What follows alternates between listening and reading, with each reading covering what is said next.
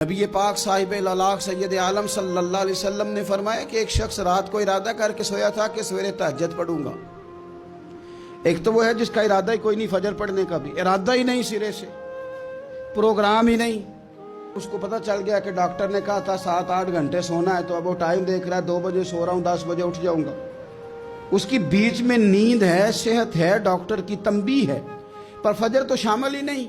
حالانکہ اس بات کو اچھی طرح سمجھ لیں، اگر آپ کا فجر پڑھنے کا ارادہ ہے اور 4 بجے کا 3:45 بجے کا آپ نے الارم لگا لیا ہے، تو 2 دن آپ کو الارم جگائے گا، تیسرے دن آنکھ خود بخود کھل جائے گی۔ انسان کی نفسیات ہوتی ہے کہ 2 دن وہ کسی چیز بھی اپنی عادت کو سونے جاگنے میں پکا لے تو تیسرے دن وہیں اس کا وہ مزاج بن جاتا ہے۔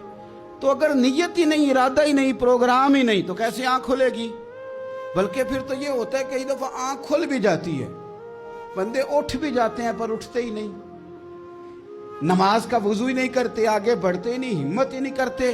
لیکن حضور کیا فرما رہے ہیں؟ کریم محبوب علیہ السلام فرمانے لگے جس کا تہجد پڑھنے کا ارادہ تھا لیکن نیند غالب آ گئی، اٹھ نہیں سکا۔ حضور فرماتے ہیں نیند تو اب اس نے پوری کر ہی لی ہے نا، پر ارادہ تھا تہجد پڑھنے کا۔ تو محبوب فرماتے ہیں نیند رب کی طرف سے صدقہ ہو گئی اور تہجد کا بھی اللہ نے ثواب عطا فرما دیا۔ ارادے صاف کرے، پکے کرے، نیتیں کھری رکھے، نیت صاف رکھے، اخلاص پیدا کرے، تو پھر تو گھر میں بیٹھے بیٹھے بڑی نیکیوں کا ثواب ملتا ہے۔ پھر تو اپنے گھر کے اندر موجود رہنے پر بھی اسے بڑے بڑے لمبے سفروں کا ثواب ملتا ہے۔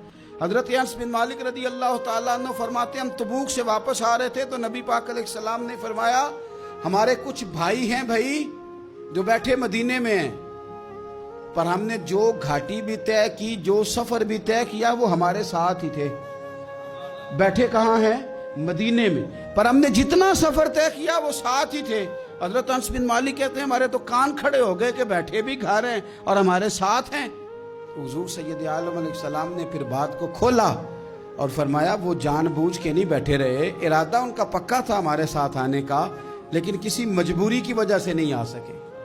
کوئی بیماری نے آ لیا تو نہیں آ سکے، چونکہ وہ مجبوری کی وجہ سے نہیں آ سکے، آ نہیں سکے، لیکن رب کریم نے ہم جس سفر سے گزرے ہیں اس کا اجر انہیں عطا فرمایا ہے۔ ثواب میں، اجر میں وہ برابر کے شریک ہیں، چونکہ ان کا ارادہ پورا تھا، پروگرام پکا تھا، وہ آنا چاہ